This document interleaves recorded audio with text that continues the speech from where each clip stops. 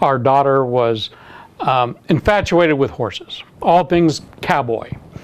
And so early one morning before breakfast, she put on a pair of cowboy boots, which weren't comfortable. She had some other cowboy gear on. I can't remember exactly what all it was. And she left the house. Well, my wife was upstairs cooking breakfast. I was downstairs in my office doing some work. And when we gathered for breakfast, it's like, well, where is she? And we were panicked. The strongest panic I believe that I've ever felt. And we looked all through the neighborhood for her. We couldn't find her anywhere. And she's kind of headstrong, which is actually a good quality for her. She has got strong convictions. But what had happened is there were some horses in a field about 5 miles away from our house.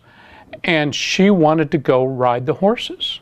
And she had planned it all out. She knew how to get there. And as I'm riding around in a panic, I actually called Cal and I said, Cal, I'm beyond thinking right now. You need to tell me what I should do. And Cal asked me if I'd call the police. And I hadn't. I thought there was a 24-hour waiting period. And he said, just call them anyway. And when I called, they had gotten a call from a waitress at a restaurant about a mile, maybe 2 miles from our house, along a busy street in rush hour traffic. And she had seen this little, 6-year-old, 5-year-old walking along the sidewalk, and she didn't think that was right, so she called the police. And my daughter got to one of the busier intersections in our suburb, where there's lights turning onto an interstate highway. There were 2 major streets intersecting, multiple lanes either way. And she was waiting for the traffic lights to turn red and for her to have a walk sign to go across this busy street and make her way on. It was at that point that the policeman found her. I hurried to that restaurant and was reunited with her. What a reunion that was.